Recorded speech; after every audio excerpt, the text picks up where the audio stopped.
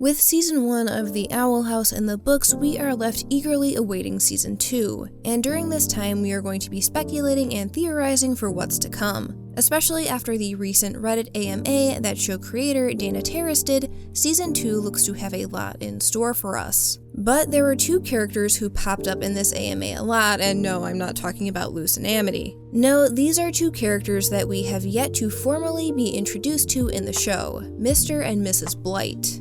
Throughout the first 19 episodes of the series, we have only gotten mentions and brief glimpses of the Blights. Our first glimpse being in Understanding Willow, and most recently we saw the presumed Blights in their youth in the flashback in Young Blood, Old Souls. This quick glimpse would have been enough to keep viewers satisfied and theorizing about the Blights for a while, but as I said, the recent AMA gave us so much more to think about.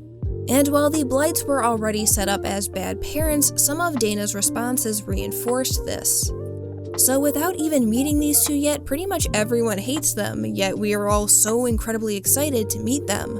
Which got me thinking about how well Mr. and Mrs. Blight have been set up for a formal introduction later in the series.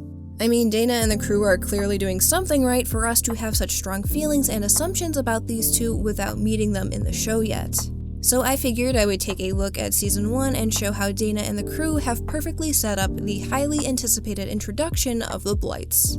This is a video essay, how to set up your characters, why we can't wait to meet Mr. and Mrs. Blight. Now, while our glimpses of Mr. and Mrs. Blight are later in the series, we did get mentions and some subtle indicators earlier in the season regarding the Blights and their disposition. Looking back, the earliest indicators can be found in I Was a Teenage Abomination and Convention. These revolve mainly around Amity and her behavior during both of these episodes. Amity's obsession with having the top student badge shows the pressure she is under to exceed in her academics. But this is pushed even further in Convention. In Convention, we find out that Lilith is Amity's mentor. Considering Lilith is the head of the Emperor's Coven, her being Amity's mentor was an early indicator of the Blight's high status. I think it's reasonable to assume the head of the Emperor's Coven wouldn't just take the time to play role of teacher to just anyone. We are also first introduced to Amity's desire to join the Emperor's Coven. The Emperor's Coven is clearly seen as the superior and most desirable coven to join, even hand-selecting its members. So outside of just pure academics, we see that Amity wants to join the best of the best. This reinforces the pressure Amity is likely facing from her parents to achieve great things. The thing that piqued my interest though is how Amity phrases this line during the hallway scene with Luce. You made me look like a fool in front of the Emperor's Coven. My future! You think it's so easy to be a witch. I have been working my whole life to get to the top. When talking about the Emperor's Coven, Amity uses the words my future, not my dream. It's subtle, but this particular wording makes it seem that Amity is expected to join the Emperor's Coven, likely an expectation put upon her by her parents. That's not to say that Amity hasn't grown to desire joining the Emperor's Coven on her own, although with what we know about the Blights so far, their desires likely had an effect on Amity's, twisting hers. The hallway scene is just a fantastic scene in general, but really it's a highlight in Amity's arc. And really, this moment is showing Amity's breaking point in feeling the pressures and expectations placed upon her. With her introduction, we see Amity as a bully, but in her next appearance, and in this moment specifically, we gain sympathy for her, which is huge for us as a viewer in how we see Amity. But this newly gained sympathy also worked in a way where we as the viewer want to see Amity overcome the obstacle of achieving her big expectations, and by extension, her parents. Unbeknownst to us in this moment, we had already aligned ourselves with Amity in the conflict between her and her parents. And again, this was only in episode 5 of the show. The following episode, Hootie's Moving Hassle, gave us even more in hinting at the Blight's controlling nature and also confirmed our assumptions of them being of high status. Early in the episode, we see Amity spending time with Basha, Skara, and the rest of the posse. While Amity may be putting on a facade for social media, we see in the beginning of the episode she is the only one not smiling, indicating she isn't enjoying her time with the company she keeps. This is further reinforced towards the end of the episode when we see Amity and the rest of the girls failed at their moonlight conjuring. While the rest of the girls are sitting with each other, Amity is sitting away from the group looking pensively out the window. As we learn in Understanding Willow, our assumptions in this episode regarding Amity and her friends are correct, but I'll get into that a bit later. Now, like I mentioned previously, we also got confirmation of the Blight's high status in Hootie's moving hassle.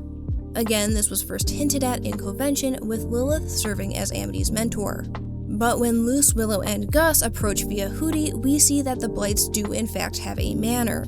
Considering at this point in the series Amity was still being a bit of a bully, seeing the manor does make it easy to associate her as well as her family as snooty and stuck up. With this in mind, looking back at I Was a Teenage Abomination and Convention in regards to Amity's behavior makes even more sense. She comes from a rich family who no doubt have a name for themselves that they wish to uphold, thus the lofty expectations thrust upon Amity. Now, beyond Amity's interactions with her posse and seeing Blight Manor, there was also another thread that was placed in this episode that hinted at the Blight's controlling nature: Willow's past friendship with Amity. Now, obviously, this plot thread was elaborated on further in Understanding Willow, but just from Willow's wording of the following line, something always felt off. The truth is, she and I used to be friends. What? We played together as kids, but when she got her magical powers and I didn't, she stopped hanging out with me. We know Amity wasn't the nicest person at this point in the show, but we did see a glimpse in Convention that there is more to her than meets the eye. This, coupled with all the other hints at the Blights and their disposition, the moment Willow revealed hers and Amity's history, we knew there was something more to the story than what Willow assumed from her point of view. Specifically, that Mr. and Mrs. Blight were involved, since Willow did mention that Amity cut ties with her only after Amity's powers developed first. And again, I know this is elaborated on in Understanding Willow, but like I said, I'll get into that in a little bit. Now, Amity didn't play a huge role in this episode, so it would have been easy to assume that we would have gotten very little in terms of plot threads to pick up on to learn more about the Blights. But oddly enough, it was the opposite. Hootie's moving hassle actually gave us the most insight into the Blights at this point in the series, truly showing how Dana and the crew were able to seamlessly weave in these hints with the limited opportunities they had in this particular episode. But this brings us to Lost in Language. This episode first introduced us to Edric and Emira, Amity's older twin siblings. From their introduction, we see that the pair clearly enjoys teasing Amity, calling her Mittens when bringing her lunch. The lunch is interesting because it gives off the impression that Amity's mom is more doting than what's been hinted at. Although given that the Blights live in a manor, it is possible that Mrs. Blight delegated this to a servant. Additionally, the overly cutesy look of the lunch bag indicates a disconnect to Amity. Given that she is 14, this lunch bag probably isn't something she wants to be carrying around. This would also explain why Amity forgetting her lunch is a reoccurring issue as mentioned by Edric. Whether this disconnect is because Mrs. Blight is just that out of touch with her youngest daughter, or because Mrs. Blight is delegating lunch duty to someone else, it's clear Amity is unhappy with the situation, hence the reason she is likely leaving her lunch at home on a consistent basis. Outside of the lunch, though, we also get some interesting diary entries from Amity later in the episode, one pertaining to Edric and Emira. It's not fair. I'm the only one who knows Ed and Em aren't perfect. Why do they keep getting away with things? This is it!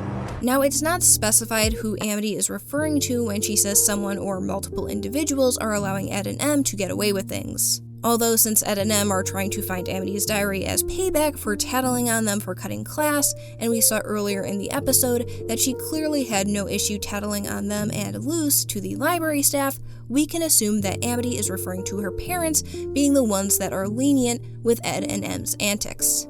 This can indicate Mr. and Mrs. Blight playing favorites. While their initial introduction showed them as troublemakers, we learn in Adventures in the Elements that the two are actually good students, having the highest score on the exams at Hexside. Ed and Em are shown to be talented with their abilities, but don't need to apply themselves in school, showing the two are more naturally gifted and rely on natural talent. Whereas with Amity, she's shown to have to work hard for her accomplishments. In Adventures in the Elements, we even see that she still needs to use a training wand to learn new spells. Any favoritism Mr. and Mrs. Blight have when it comes to their children could be based on Edric and Emira being naturally talented. But with things not coming as naturally for Amity, this may have caused the Blight parents to put more pressure on her. So with having lofty expectations pressed upon her by her parents and her older siblings teasing her and also getting more leniency, it's easy to understand the following diary entry. Oh, I wish I had somewhere to go. Amity doesn't feel comfortable at home. This episode pretty much solidified that.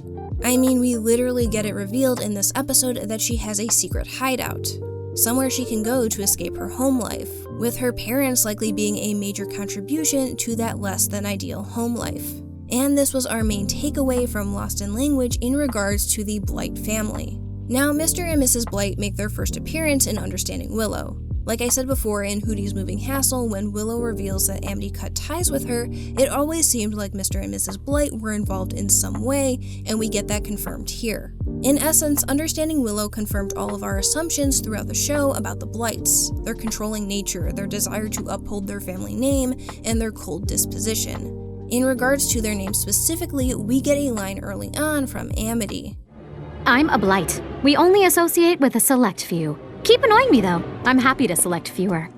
Now, I had been waiting for Amity to say I am a Blight since episode 5 pretty much, but the second part of this line is interesting because this tells us that Amity essentially gets to pick her friends. We later find out that Mr. and Mrs. Blight are the ones who picked both Basha and Skara as Amity's friends, and it seems that the Blights are so superior that they can also cut those ties just as easily. Additionally, we find out that the Blights only associate with those of high status, hence why Willow was forcibly cut out of Amity's life.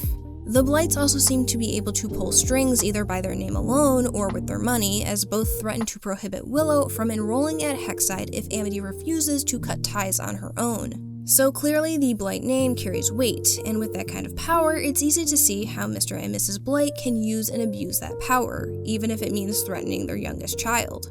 The reason Understanding Willow works so well in regards to the Blights is because everything that we assumed comes to fruition here in this brief scene. Us as the viewer for the first time see how awful Mr. and Mrs. Blight can truly be. We don't like them because we actually see how they treat Amity.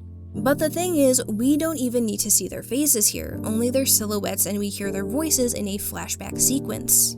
But with how they have been set up and the anticipation throughout this season, it doesn't matter. We dislike them without even having to put a face to the names. There's the saying actions speak louder than words, and Dana and the crew use this to their advantage when writing for the Blights. We don't need to see their faces because their actions have already indicated their controlling and cold disposition. That's not to say that we aren't curious as to what the Blights look like. But with only getting hints sprinkled throughout the first season and one flashback scene, we already hate the Blights. So kudos to Dana and the crew for writing characters that we already hate without even formally meeting them in the show yet. Now, like I just mentioned, while we dislike the Blights already, we are still curious to put a face to the actions. The interesting thing is that we get a glimpse of the presumable Mr. and Mrs. Blight in their youth during the flashback in Young Blood, Old Souls. Based on their haircuts, they seem to match closely to the silhouettes that we saw in Understanding Willow. We also see that Mr. Blight was part of the Abomination track, perhaps indicating that Amity was forced to join the Abomination track. But coming off the heels of Understanding Willow, it's smart of Dana and the crew to tease us with Mr. and Mrs. Blight from their youth. It still leaves us questioning what they look like currently, but gives us just enough to satisfy our curiosity. Plus, this also confirmed that the Blights attended Hexside at the same time as Ida and Lilith, meaning that we could possibly see more flashbacks with interactions between the Clawthorne sisters and the Blights. Overall, Season 1 of The Owl House did a fantastic job of setting up the Blights, sprinkling in and weaving hints throughout the episodes till our assumptions were confirmed in Understanding Willow, validating our dislike of the pair, all while never actually seeing their faces. Then, in the final episode of the season, we get a glimpse of the Blights in their youth, setting them up for their bigger role in Season 2. Speaking of Season 2 though, Dana's recent AMA gave us a little bit of information on the Blights and what's in store for the show. One of the questions being, we've seen that Amity's home life is less than ideal, but can you tell us anything about Basha or Skara's home lives or past? Dana's response was, we haven't seen much of these characters outside of school, but I like to think that Basha's mother and Amity's mother have a tense rivalry from childhood, and they're still trying to one-up each other with the accomplishments of their children. Again, this response reaffirming that the Blights care about achievements and upholding the family name. What I find interesting is that this sense of needing to one-up Basha's mother falls to Amity and not Emira or Edric. But there's another response that I feel ties into that. The question was, asking the big question here, does Amity naturally have brown hair and dyes it, or is it green and she has brown patches in it? Dana's response was Amity's natural hair is brown like her father's, Emira and Edric's hair is green like their mother's. Mrs. Blight likes her children to be color coordinated. Now, there is the obvious implication that Mrs. Blight forces Amity to dye her hair. Initially, I thought that Amity dyed her hair because of Azura, though I could also see her dyeing it to match Edric given to how their parents seem to favor them. The thing is, in either of those cases, it would have been Amity's choice. Sad, yes, but still her choice. The implication that Mrs. Blight is forcing Amity to dye her hair makes this situation far worse. Additionally, when Lost in Language first aired, Dana posted some art of Ed and M with the caption, color coordinated. While it's not confirmed that Mrs. Blight also picks out her children's clothing, the fact she is seemingly forcing one of them to dye their hair to match the others, and the fact that Dana used the term color coordinated in both cases definitely raises some level of concern. But going back to the response regarding Basha's mother and Amity's mother. Looking back at the flashback, Mrs. Blight's hair is much lighter than Ed and M's, but Amity's green hair is much closer to Mrs. Blight's hair color. And not only that, but the hairstyles seem to have a bit of a resemblance.